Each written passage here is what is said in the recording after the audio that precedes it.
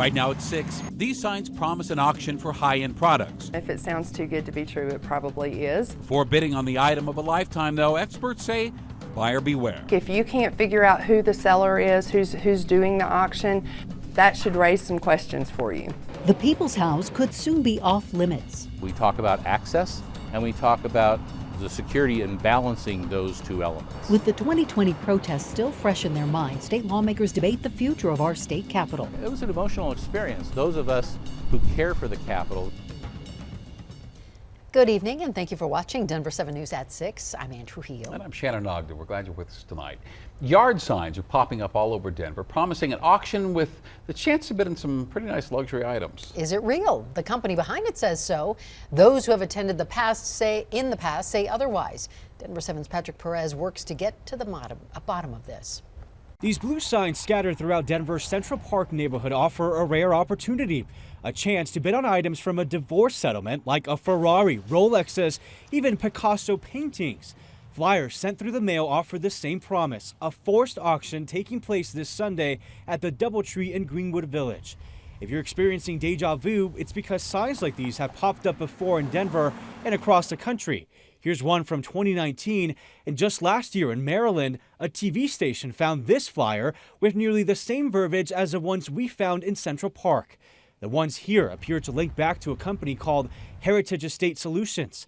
Its website has no information about its location or who owns it, but it does have some snazzy videos of items supposedly up for auction.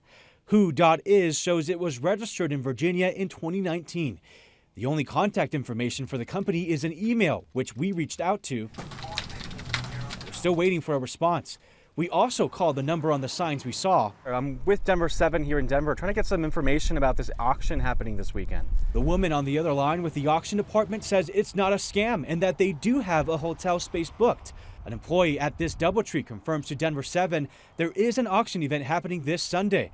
But what items will really be sold there is a mystery. If you can't figure out who the seller is, who's doing the auction,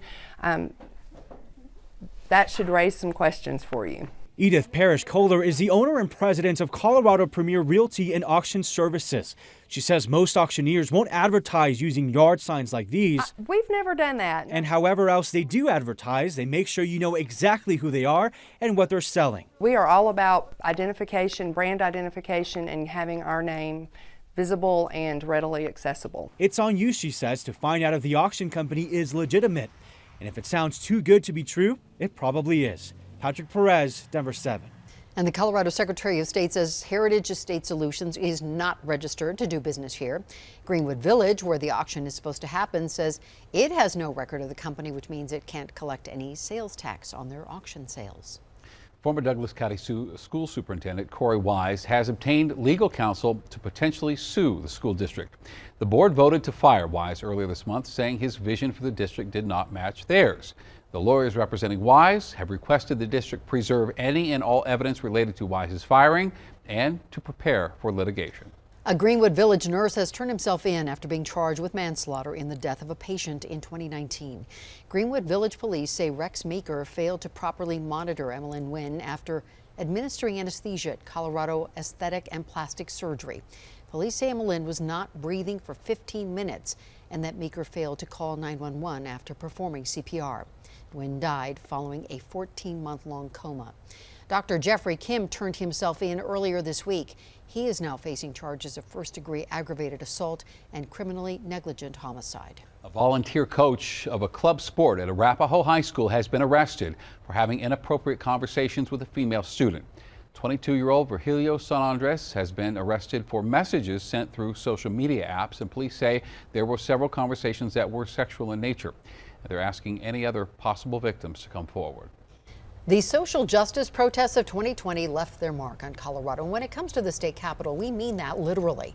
Denver 7's Megan Lopez joins us from the Capitol tonight. And Megan, lawmakers are debating the future of that building and a statue outside of it. That's right, Ann, and it's really a balancing act between preserving history, protecting the building itself, but also making sure that it's accessible to the public. Today, a Capitol committee really debated the future of the monument that used to be on this pedestal you see behind me, and they also talked about whether it's time to add fencing to the Capitol. It's field trip day at History Colorado, within the walls of this museum. Not just a chance to learn about history, but to take part in it. As far as we know at this point, we're one of the only museums that have actually done this. With an honest, sometimes uncomfortable discussion about the role monuments play in our community. Monuments help us to remember the good, the bad, and the ugly. On this wall, on these Post-it notes. Personally, I think monuments should tell stories. Monuments like these. Yes, we should have monuments. Hundreds of opinions from visitors told in their handwriting. We should not revise. Public monuments are an endorsement. Monuments are only as good as those they honor. On Guard was a statue erected in 1909 to commemorate veterans of the Civil War, and it was toppled in 2020. Toppled for the soldiers' involvement in the Sand Creek Massacre. Historian Sam Bach saw it as an opportunity. We really wanted to lean into the controversy, and we wanted to give people an appropriate, safe place to come and learn about the history. Those comments brought here to the state capitol as a committee considers the future of the monument, trying to balance history and the atrocity these soldiers took part in. It's no surprise that for a really long time in this country, history has been presented from one viewpoint. For now, the monument is being housed at History Colorado. The question is whether it should stay there. A lot of the commentary said, put it in a museum, put it in context. And since Fridays are for field trips, the committee took one of its own, because it's also debating how to protect the state capitol after the same protests that toppled the statue caused millions in damage to the building itself. It was an emotional experience. Those of us who care for the Capitol, there was original glass in this building that was destroyed. The graffiti damage, it was very complex. The different types of paint. Doug Platt from the Department of Personnel Administration says that restoration is still underway. Now state lawmakers are moving closer to adding a fence, a mock-up brought to the Capitol of what could be. But just like the statue, it's a balance. We always refer to the state Capitol as the people's house. We talk about access and we talk about the security and balancing those two elements. The protests of 2020 made history. They change history in a building that's no stranger to it. Now this 128-year-old Capitol could be part of that change.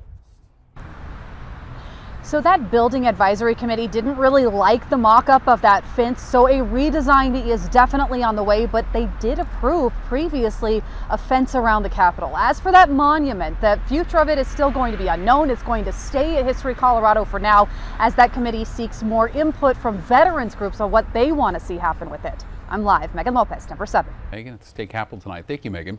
Boulder County's mask mandate is over. The Board of Health unanimously voted on Monday to end the indoor mask mandate. However, CU Boulder voted to continue masking in all indoor spaces on campus. And the mandate falls as cases and hospitalizations plummet in our state. Thursday, the state health department said now that 90% of Coloradans may have immunity to Omicron. Nationwide, 136,000 cases being reported every day, and that number was past 850,000 just 1 month ago. Today, a senior advisor to the White House COVID team told Denver 7 that all signs point to a promising 2022.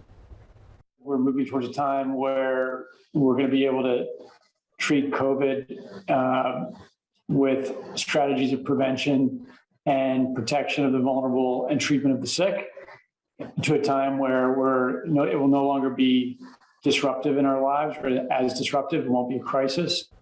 Now, promise aside, of course, we have seen this movie before. The White House cautions that another major variant is always possible.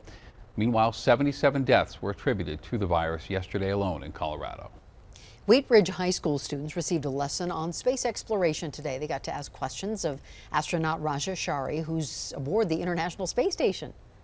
Hi, my name is Ryan. My question is, what is the coolest thing you've seen from the space station? So I think the coolest thing I've seen is Antarctica. I think what's a close second is the aurora, which the cool thing about that is you get to see it pretty much every day if you want. And so when we're at the farthest north and farthest south parts of our orbit in a night pass, if you look towards the polar regions of the Earth, you get pretty much an amazing show. It's kind of like sitting around a campfire at night. Okay, that is cool. The virtual meeting was part of teacher Steve Schultz's astronomy class, and the hope was to encourage students to pursue aerospace and STEM careers. Breaking down barriers during a less inclusive time. I started on the police department in 1959. And his legacy is continuing to create change today. Mild and dry Saturday and Sunday, but this cold front changes everything starting Monday. Plus, always a good idea to keep your distance from a mountain lion.